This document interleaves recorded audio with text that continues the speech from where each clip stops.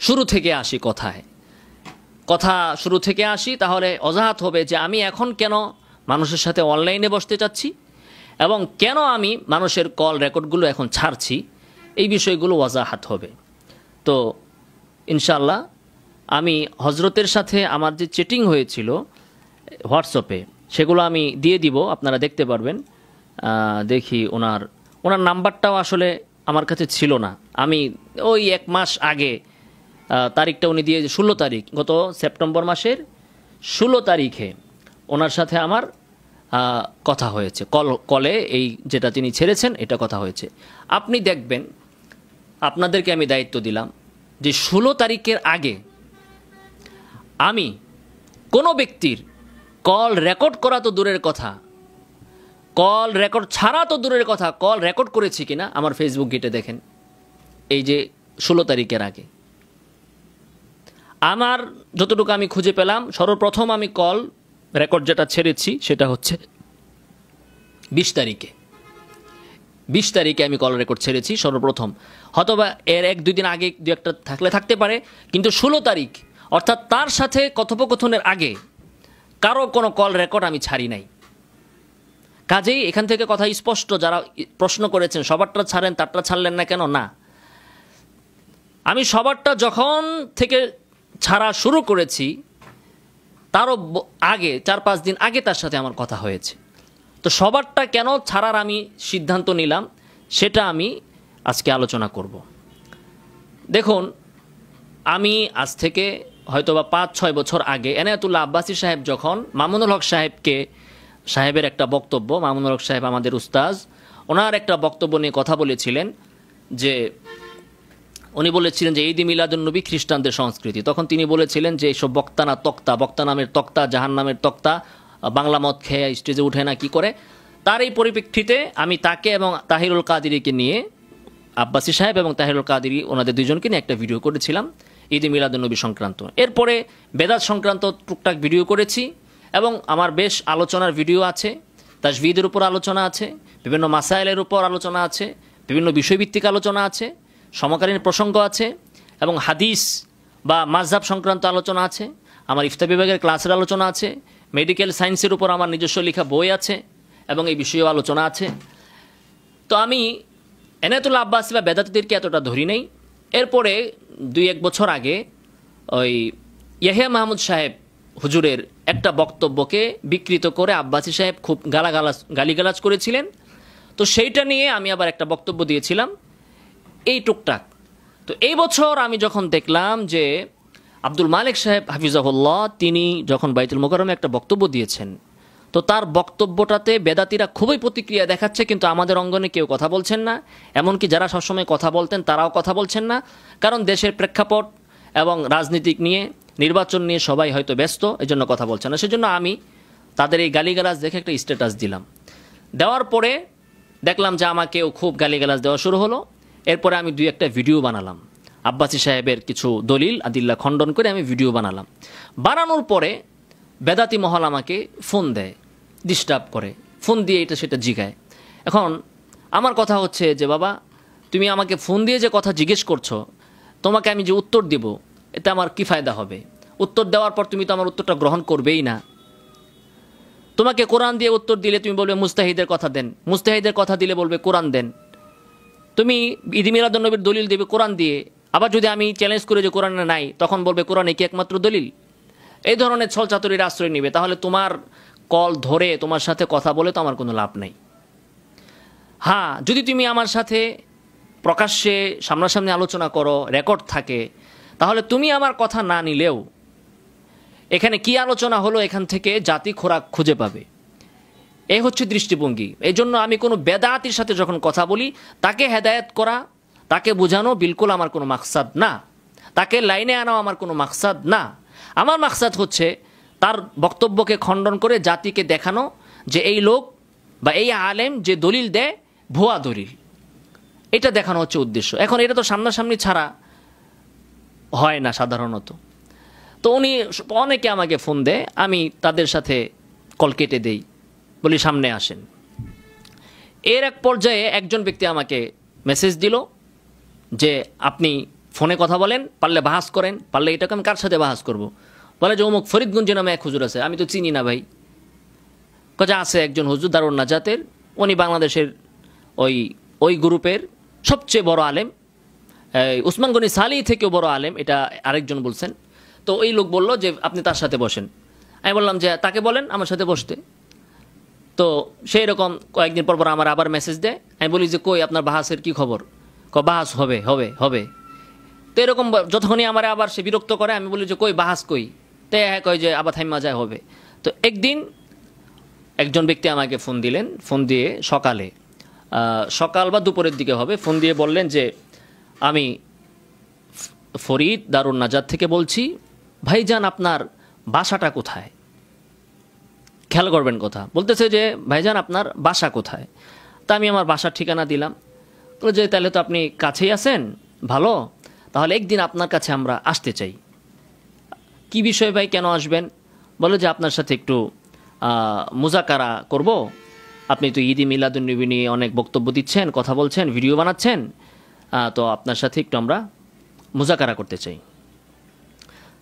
এগুলো হচ্ছে উনি ডাইরেক্ট কল দিয়েছে, হোয়াটসঅ্যাপ মেসেজ না। এটার কিন্তু প্রমাণ আমি দেখাতে পারবো না, তবে আমি হলফ করে আল্লাহর কসম করে বলতে পারবো, আমি এখন যা বলবো ফরিদ সম্পর্কে আল্লাহর কসম করে বলতেছি, কোনো একটা শব্দ মিথ্যা বলবো না। আর ওনাকে বলেন যে তার সাথে এরকম কথা হয়েছিল কিনা। তো সর্বপ্রথম এই লোক আমাকে ফোন দিছে, তাকে আমি ফোন দেই নাই, এবং তার আগে আমি কোনো সুন্নি ঘরানার কোনো আলেমকে আমি ফোন দেই নাই, কোনো ব্যক্তিকেও আমি ফোন দেই নাই, কারো কল আমি রেকর্ডও করি নাই, কারো কল রেকর্ড আমি ছাড়িও নাই। রেকর্ড করা তো ছাড়িই নাই, সেখানে রেকর্ড তো অনেক দূরের কথা, ঠিক না? আচ্ছা, ওনার নাম্বারটা আবার হারিয়ে ফেলছি আমি, যেহেতু ওনার এখান থেকে আমি দেখাবো। তো এই হচ্ছে উনি আমাকে ফোন দিয়ে বললেন যে আপনার সাথে আপনার বাসায় এসে একটু মুজাকারা করব। তো ঠিক আছে ভাই, আসেন। তো আপনি তো ঈদ মিলাদুন্নবী বক্তব্য দিচ্ছেন? হ্যাঁ দিচ্ছি, আসেন। তো বলতেছে যে না ভাই, ঈদ মিলাদুন্নবী তো থাক, আমরা আগে বেদাত কাকে বলে এটা নিয়ে একটু আমরা মুজাকারা করি, একটু আমরা আলোচনা করি, যে বেদাত কাকে বলে এটা নিয়ে আলোচনা করি। তো এটা তো একটা সহজ জিনিস, বেদাত কারে কয়, এটা তো হাদিসের ভিতরেই আছে। আমার তো এটার জন্য কোনো কিতাবে যাওয়ার দরকার নাই, মুস্তাহিদের বক্তব্যের দরকার নাই। মুস্তাহিদের কিয়াস তো শরীয়তের 4 নম্বর দলিল, আমার দলিল তো সরাসরি কোরআন হাদিস। এখন তার তো কোরআন হাদিসে তার দলিল নাই, বেদাতে হাসানা তো কোরআনের ভিতরে নাই, হাদিসের ভিতরে নাই, তো মুস্তাহিদের কিয়াস। এখন সে চাইতেছে যে আমি যেন কোরআন হাদিস থেকে ফিরা তার কথায় আসি, যে দলিল হবে মুস্তাহিদের বক্তব্য, কোরআন দলিল না। শুরু থেকেই তার প্রচেষ্টা হচ্ছে এটা। আমি এখান থেকে তার বক্তব্যগুলো আমি আপনাদেরকে ইনশাল্লাহ শোনাবো। এখান থেকে তার কথাগুলো যেগুলো আছে আর কি, এগুলো আমি ইনশাল্লাহ আপনাকে শোনাবো। তো ঠিক আছে, উনি বলতেছে যে আলোচনা হবে কি সম্পর্কে? ঈদে মিলাদুন্নবী না, আলোচনা হবে বেদাত সম্পর্কে। প্রথমেই ঈদে মিলাদুন্নবী নিয়ে এসে আলোচনা করতে মানে প্রথমেই ভাগছে যে না, আমি কিছু ঈদে মিলাদুন্নবী নিয়ে আপনি আসেন, এটা নিয়ে তো আমি কথা বলতেছি, এটা নিয়ে আপনি আলোচনায় আসেন। আমি তো ঈদে মিলাদুন্নবী নিয়ে বহুত ভিডিও তখনও বানিয়ে ফেলছি, প্রতিদিন 1-2টা বানাচ্ছি। তো আপনি এটা নিয়ে আসেন, না না ঈদে মিলাদুন্নবী নিয়ে না, এটা থাক, বেদাত নিয়ে আলোচনা হবে, বেদাত কাকে বলে। তো ঠিক আছে, আসেন, বাসায় আসেন, কবে আসবেন? আচ্ছা ভাই, আসার আগে একটা কাজ করি, আমরা হোয়াটসঅ্যাপে আমরা একটু মানে আলোচনাটা কি বিষয় তো ঠিক হইলো, মানে এখন আলোচনার উসুল আমরা ঠিক করি, ঠিক করি আগে। তো প্রথম বিষয় ছিল ঈদ মিলাদুন্নবী, ঈদ মিলাদুন্নবী থেকে বেদাত থেকে এখন আসবে কোথায়? উসুল ঠিক করি আলোচনার। তো ঠিক আছে, আসেন। তো হোয়াটসঅ্যাপে প্রথম মেসেজ হচ্ছে ওনার মিলাদ সারসংক্ষেপ, তার একটা PDF পাঠাইছে। দ্বিতীয় মিলাদ কিয়াম দ্বিতীয় প্রকাশ ফুল PDF আরেকটা পাঠাইছে। আচ্ছা, তার সাথে আমার উসুল নিয়ে আলোচনা হবে, সে আমাকে কি পাঠায়? বই পাঠায়। আমি কিন্তু তারে মেসেজ দেই নাই, তারে কলও করি নাই, তারে মেসেজও দেই নাই। দেখেন, এটা হচ্ছে 15 সেপ্টেম্বরের আগে হবে, বা 15 সেপ্টেম্বর। ভাই, এটার প্রথম অধ্যায়টাই বেদাতের উপরে। আপনি যদি বইয়ের একটু ভিতরে যান তাহলে দেখবেন প্রথম অধ্যায়টা বেদাতের উপরে, ওই অধ্যায়টা এটার ভিতরে আছে। এটা একটু কষ্ট করে বেদাতের অধ্যায়টা দেখলে ভালো হবে। উনি করবে আমার সাথে বাহাস, উনি আমারে তার লিফলেট পাঠায়, ওগুলো আমি মোতালা করতাম। তো আমার কি আজাইরা মানে কুত্তায় কামড়াইছে যে বেদাতির বই আমি পড়বো, তার বই আমার পইরা বেদাত কারে কই শিখতে হবে, মানে আমাকে বেদাতি বানানোর ফোন দিয়ে তা সে নিছে। তো এটা ব্যর্থ হইয়া বেটার আগে এখন আমার কল রেকর্ড ছাড়ছে। তো যাই হোক, এরপরে আরেকটা রহমতুল্লাহ ভাই, আমাদের বেদাতের চ্যাপ্টারটা যদি মেহরবানি করে দেখার একটু সুযোগ হয় তাহলে আপনার আপত্তিগুলো আমাদেরকে জানালে আমরা ওইভাবে পড়াশোনা করতাম বা পরামর্শ করতাম কি করা যায়। হ্যাঁ, আসসালামু আলাইকুম। তো দেখেন, আমি কিন্তু তাকে ভাষ সম্পর্কে ফোনেও বলি নাই, আলোচনা সম্পর্কে সেই আমারে বলতেছে। তো প্রথম আলোচনা ঈদ মিলাদুন্নবী, এরপরে বেদাতের পরে উসুল ঠিক করবে হোয়াটসঅ্যাপে আইসা। এখন সে আমারে বারবার খালি মেসেজ দিচ্ছে কি বিষয়ে, যে ভাই আমার বইটা কি একটু পড়ছেন, এটা পড়ার পরে একটু দেখেন কেমন হয়েছে বইটা, বা এই বিষয়ে আপনি কি বলেন। হ্যাঁ, আমরা একটু পড়াশোনা করতাম। আরে পড়াশোনা আপনার সাথে আমার কি এর পড়াশোনা? আপনি কি আমার তালিমে মুরব্বি নাকি যে আপনার দেওয়া বই আমার পড়তে হবে? তাই একটা ব্যক্তিকে যদি বারবার আপনি ফোন দিছেন বাহাসের কথা বইলা, মুজাকারার কথা বইলা, তার বাসায় এসে মুজাকারা করবেন, এরপরে আপনি হোয়াটসঅ্যাপে মূল প্রসঙ্গের খবর নাই, আপনি আপনার বই দিয়ে বারবার বিরক্ত করতেছেন, বারবার মেসেজ পাঠাচ্ছেন। আমরা তো আর ওনার মতো এত আজারিয়া না, আমাদের তো কাজ আছে। আমি নিজে একটা বই লিখতেছি ঈদ মিলাদুন্নবীর উপর, তো আমার যা মোতালার দরকার আমি সেটা করব। আমি তার ওই বাংলা চটি বই এটা কেন পড়বো? বারবার আমাকে মেসেজ দিচ্ছে, 2 দিন দিছে, আমি কিন্তু এখনো পর্যন্ত তাকে এই বিষয়ে মেসেজ দেই নাই। 3 নম্বর দিন আবার আসসালামু আলাইকুম রহমতুল্লাহ। রাকিব ভাই, আমার ওই বেদাতের উপর লেখাটা দেখার সুযোগ হয়েছে কিনা, আমরা ওটার উপরে ধারাবাহিক আলোচনা করলে বোধহয় আমাদের ইলমে অনেক ফায়দা হইতো। আসলে ওখানে কি কি ত্রুটি আছে বা আপনার বেদাতের উপর আপনার কোনো সংকলন থাকলে আমাদেরকে দিলে আমরা উপকৃত হইতাম। আমরা যদি বেদাতের উপর আগে কথা বলি তাহলে আমাদের ইলমি মুনাকাশাটা অনেক ভালো হইতো। আমি আপনার একান্ত সহযোগিতা কামনা করতেছি, বা আরো কোনো আলেমের কাছে যদি যাওয়া লাগে আপনি বললে আমি ইনশাল্লাহ যাব, প্রয়োজনে শিখবো। এটা জাস্ট চ্যালেঞ্জ বা বহসের জন্য না, এটা শুধু বেদাতের বিষয়ে আমরা জানতে চাই, বুঝতে চাই। আমরা এরপরে উদাহরণে আসব। বিষয়টা আপনার অনেক দৃষ্টি কামনা করছি। 3 দিন কিন্তু হয়ে গেল। তো প্রসঙ্গ কোত্থেকে কই গেল? যে ছেলে আমাকে তার নাম্বার দিয়েছে বা তার কাছে আমার নাম্বার দিয়েছে, ওই ছেলের চ্যালেঞ্জ হচ্ছে যে বেটা পারলে ফরিদগঞ্জের সাথে বৈশা দেখ, 2 মিনিটও টিকবি না। আর ফরিদগঞ্জে এসে আমার কি বলতেছে, করবে বাসায় এসে মুজাকারা, এর জন্য হোয়াটসঅ্যাপে উসুল ঠিক করবে। এরপরে এসে কি করতেছে, বাহাসের খবর নাই, বলে যে আমরা 2জন বই পড়ি, পরে বইয়ের উপর ধারাবাহিকভাবে আমরা আলোচনা করি। তার সাথে তার বই নিয়ে, মানে বাহাসের বিষয় এখন হয়েছে কি, তার বইয়ের উপর আমরা আলোচনা করতাম। এরপর উনি একটা মেসেজ পাঠিয়েছেন আমাকে, একটা ফরওয়ার্ড করেছেন যে মোহতারাম ফরিদ আউয়াল ভাইকে আলোচনার আহ্বান ইত্যাদি, কার সাথে কি রেজাউল করিম আবরারের ভাইয়ের একটা পোস্ট নিয়ে এটা করছে। তো এরপরে সর্বপ্রথম আমি যখন তাকে মেসেজ ভয়েস দিই, এর আগে আমি তাকে এই সংক্রান্ত কোনো মেসেজ দিই নাই।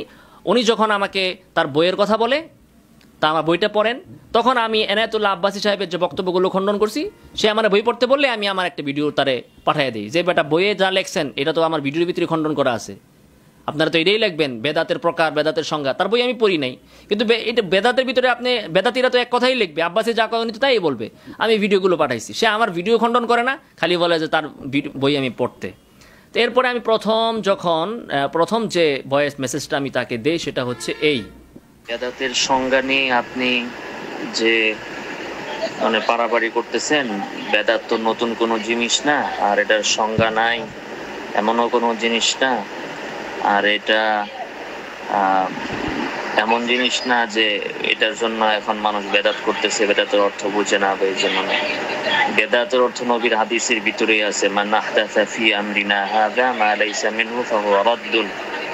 এটাই স্পষ্ট হাদিস, এই হাদিস থেকেই বেদাত কোনটা যার বুঝার সে বুঝে নেয়, ঠিক আছে না? এটাই বেদাতের সংজ্ঞা। তাকে আমি এখানে স্পষ্ট বলে দিলাম যে ভাই বেদাত, আপনি ঈদ মিলাদুন্নবী নিয়ে করবেন বাহাস, এইটার জন্য আপনি আসছেন বেদাতের সংজ্ঞা, তারপরে বেদাতের সংজ্ঞা বের করতে যেয়ে আপনার বই পর্যালোচনা মোনাকাশা। আমি বলেই দিলাম যে ভাই বেদাতের সংজ্ঞা হাদিসের ভিতরে স্পষ্ট আছে, বেদাতের সংজ্ঞা না জানার কারণে আপনি বেদাত করতেছেন, বিষয়টা এরকম না, জান্নাও না জানার ভান করতেছেন। এখন এই ব্যক্তি আমাকে মেসেজ পাঠিয়েছে লিখিত, ভাই আমরা তো বলেছি প্রথমে আমরা বেদাতের পরিচয় ও প্রয়োগ নিয়ে কথা বলবো, তারপর আমরা একটি একটি করে উদাহরণ মুজাকারা করব ইনশাআল্লাহ। ভাই, আমি আপনাকে বেদাতের যে লেখাটা দিয়েছি তার সাথে আপনি একমত কিনা, দ্বিমত হলে ব্যাখ্যা সহ জানালে ভালো হয়। জাযাকাল্লাহ আহসানাল জাযা। আমি এর মৌখিকভাবে যে বলে দিলাম যে বেদাতের সংজ্ঞা এই হাদিসের ভিতরেই আছে, বেদাতের সংজ্ঞা তো আমি দিলাম। এখন আপনি আলোচনায় আসেন। বেদাত আমি এই হাদিসে যা আছে মান আহদাসা ফি আমরিনা হাযা মা লাইসা মিনহু ফাহুয়া রাদ্দুন, এটাকে আমি বেদাতের সংজ্ঞা, বেদাতের প্রকার সবকিছু এই হাদিসের ভিতরে দেওয়া আছে, নবীর এই হাদিস। এই হাদিসকে মুহাদ্দিসিনে কেরাম বলেছেন যে শরীয়তের অর্ধেক এই হাদিসের ভিতরে আছে, শরীয়তের অর্ধেক। এই হাদিস দিছি, এরপরে উনি আমরা বলতেছে ভাই আমরা তো কথা ছিল আগে আমরা বেদাতের প্রকার পরিচয় নিয়ে আলোচনা করব। তো এটার ভিতরেই তো আছে সব কিছু, গিলি তো নাই, হাদিস বুঝার ক্ষমতা তো তার নাই। তো সে বলতেছে তার লেখা, ওই ঘুরে ফিরে আবার আমার লেখাটা পড়ছেন কিনা, পড়লে ওটার সাথে আপনি একমত না দ্বিমত। এই বিষয়ে আপনার পছন্দের কোনো লেখক থাকলে আমাকে দিলে ভালো হয়। দেখেন, হ্যাঁ কিন্তু চাইছে তার আমার পছন্দের লেখক থাকলে দিলে তার ভালো হয়। পর লেখকের কথা কিন্তু আমি দিব, তখন দেখেন সে কি বলে। তারপর আমি একটা ওনাকে ফেসবুক থেকে একটা কি পোস্ট শেয়ার করেছিলাম, এটা ভিতরে ঢুকলে দেখা যাবে। যাই হোক, এরপরে উনি মেসেজ দিছে আমরা এবার ধারাবাহিকভাবে লিখিত আলোচনা করব। কথা হয়েছিল কি ভাই, তার সে আমার বাসায় আসবে, মুজাকারা করবে। যে আমাকে তার নাম্বার দিছে, তাকে আমার নাম্বার দিছে, আমার যার থেকে আমার নাম্বার নিয়ে তিনি ফোন করেছেন, সেই ব্যক্তি বলেছে ঈদে মিলাদুন্নবী নিয়ে বাহাস হবে। উনি এসে বললেন বেদাতের সংজ্ঞা নিয়ে বাহাস হবে। এরপরে তিনি এসে বললেন যে হোয়াটসঅ্যাপে উসুল ঠিক হবে বাহাসের বা আলোচনার, মুজাকারা বলুক আর বাহাস বলুক। এরপরে এখন বলতেছে ভাই আমরা ধারাবাহিকভাবে লিখিত আলোচনা করব। ভাই কার এত ঠেকা পড়ছে আপনার লগে বসে বসে এই হোয়াটসঅ্যাপে প্রীতি করার? বলেন, আপনি লিখিত আলোচনা করতে চান? হ্যাঁ, লিখিত আলোচনা করব, এগুলো তো সে প্রকাশ করে নাই। সে ওই তার ওই শেষ ভিডিও যেটার ভিতরে সে বলছে কল রেকর্ডে যে আপনি দারুণ না যাতে আসেন, আমি বলছি না সামনাসামনি আসেন, আমি বলছি, উনি বলছেন যে না হোয়াটসঅ্যাপেই করেন। তো এগুলো তো বহুত পরের ইতিহাস, ঠিক না? এই যে এটাই হচ্ছে তাহরিফ, মানে নুমিনু বিবাযিন ওয়া নাকফুরু বিবাযিন, অর্ধেক প্রকাশ করবে আর অর্ধেক গোপন রাখবে। তো উনি আমাকে বলতেছে যে ভাই ধারাবাহিকভাবে লিখিত আলোচনা করব। আমার ঠেকা লাগছে যে তার কাছে যাইয়া আমি আমার লেখা জমা দিব, আবার সে আমার লেখা জমা দিবে, এগুলো পড়ে পড়ে আমরা প্রেমপত্র আদান প্রদান করব। আমার ঠেকা লাগছে ইনশাআল্লাহ। তাই উলামায়ে দেওবন্দের পক্ষ থেকে কিতাবের উপর একটা লেখা আমাদেরকে দিক, ওনারা কাদের বেদাত নেবেন। মানে উনি জানে না যে উলামায়ে দেওবন্দ কাদের বেদাত নেয়, তো ওনারা কাদের বেদাত নেবেন আগে বলে আসলো যে একটা কিতাবের নাম দিতে, আর এখনও বললো যে উলামায়ে দেওবন্দ কাদের বেদাত নেবেন, এটা নিয়ে উনি কনফিউজ। এখন এটা করে ওনারা কাদের বেদাত নেবেন, আশারি মাতুরিদের নাকি সালাফিদের? মানে বেদাতের একটা সংজ্ঞা হচ্ছে সালাফিদের আহলে হাদিসদের বেদাতের আবার কি সংজ্ঞা, যারা প্রচলিত আহলে হাদিস বেদাতের কি সংজ্ঞা, নাকি বেদাতের যে যারাই কোরআন হাদিস থেকে বেদাতের সংজ্ঞা দিবে এরাই হলো আহলে হাদিস। আর যারা ওই 800 বছর পরে এসে ইবনে হাজারের কথা অনুযায়ী বলবে, সুয়ুতির কথা অনুযায়ী বলবে যে ঈদে মিলাদুন্নবী বেদাতে হাসানা, এরাই হচ্ছে কি সুন্নি। আর আমরা যদি রাসূলের হাদিস সামনে রেখে বলি যে এটা বেদাত, তাহলে ওটা হচ্ছে কি আহলে হাদিসদের। কি বললো, মাতুরিদিদের নিবে না সালাফিদের?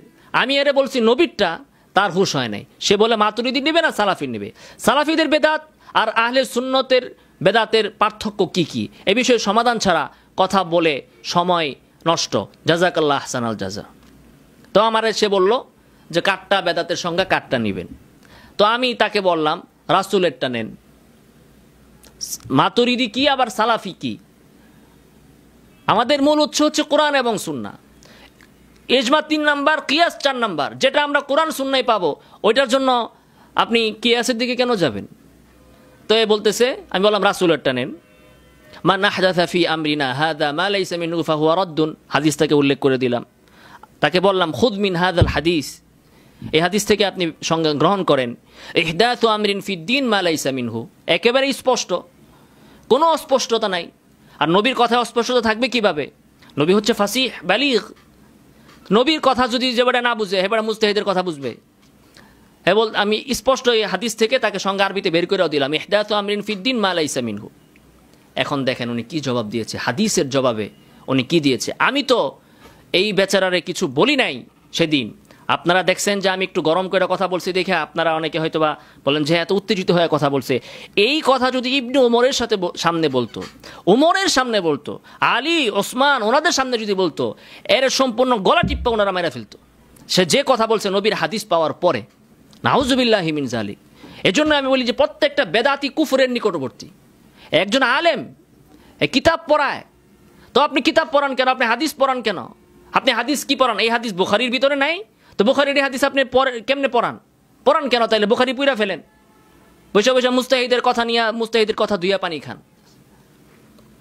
তো নবী হচ্ছেন রহমত, আর রসুলের হাদিস কার জন্য? মুস্তাহিদের জন্য।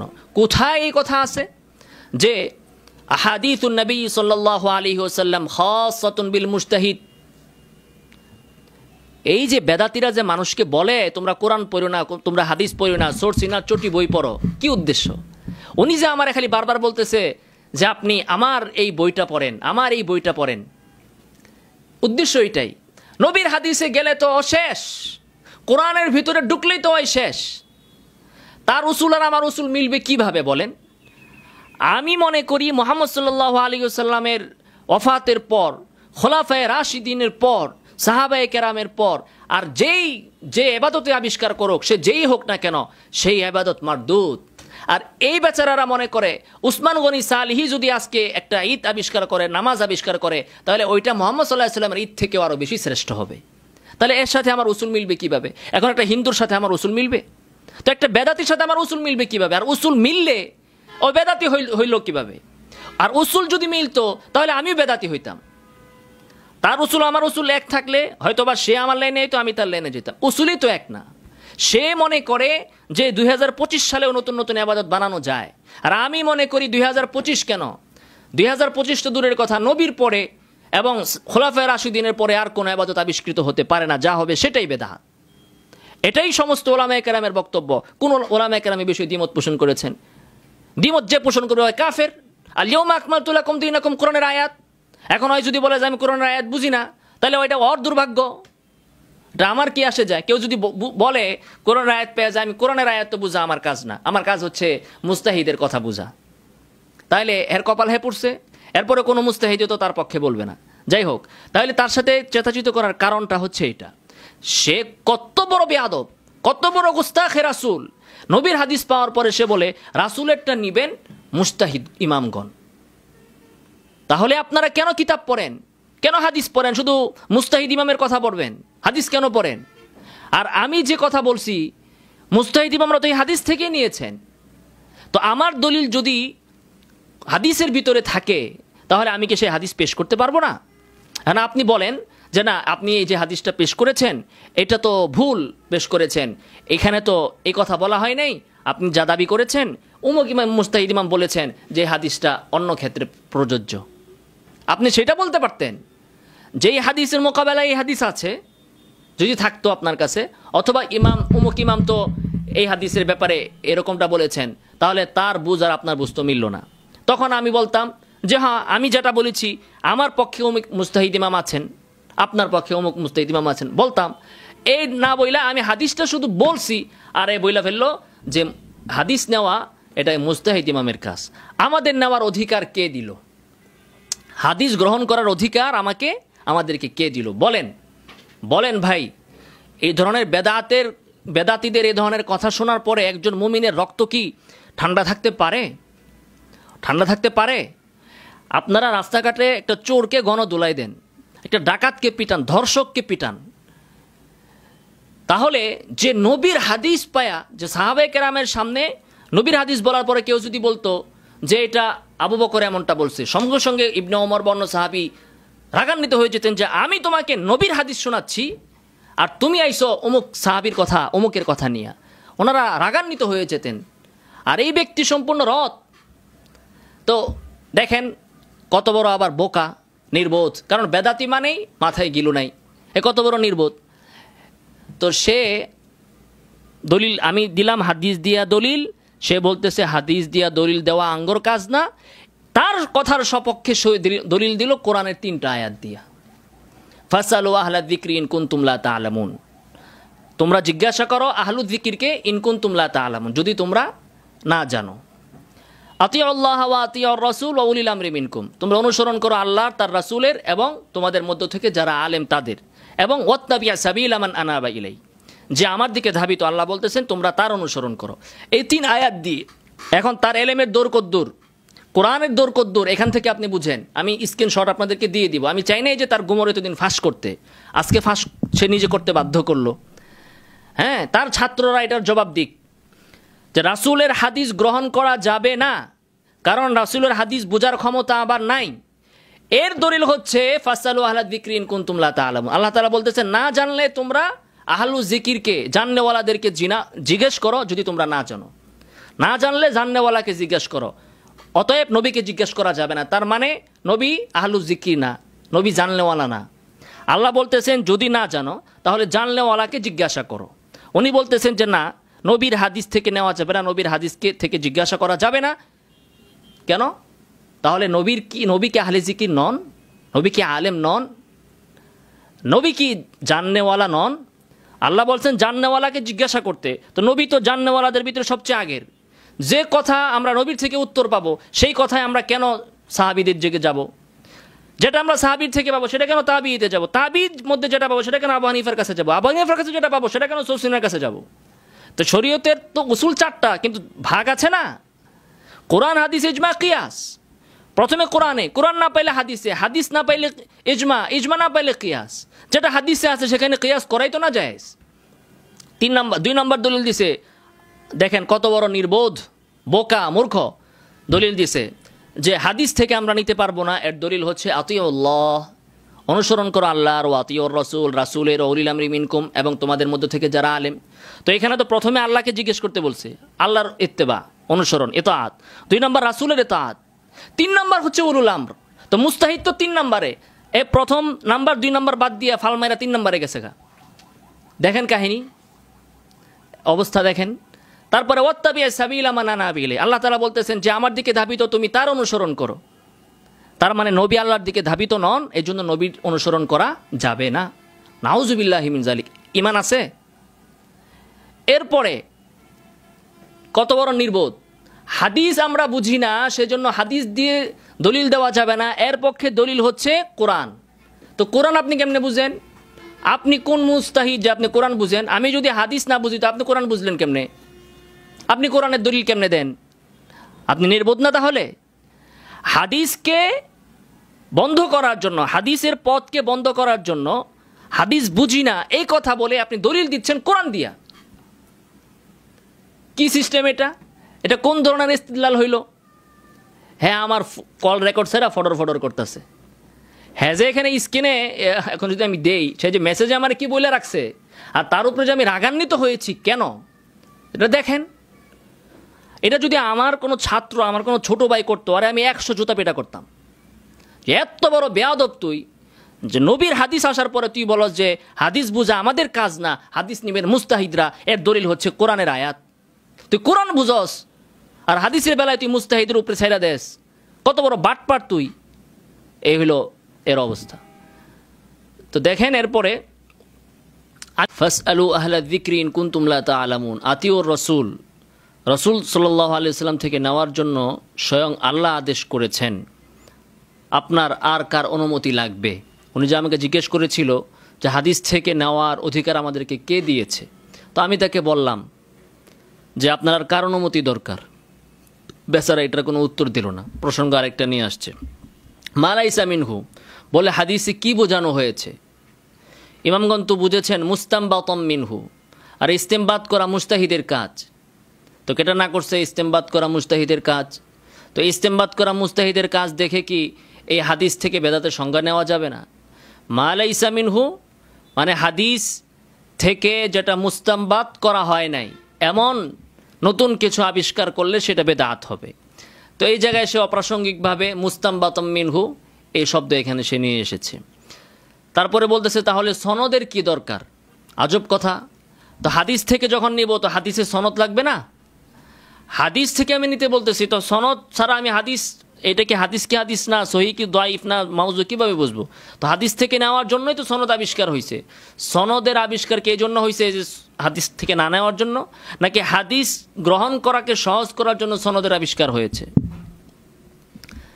তো এই হচ্ছে এই বেচারার বক্তব্য বা বুঝ।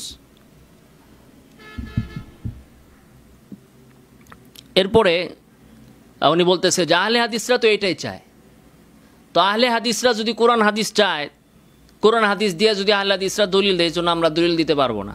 আহলে হাদিসরা নামাজ পড়ে দেখে আমরা নামাজ পড়বো না, তাহলে তো মুস্তাহিদ ইমামের কোনো প্রয়োজনই নাই।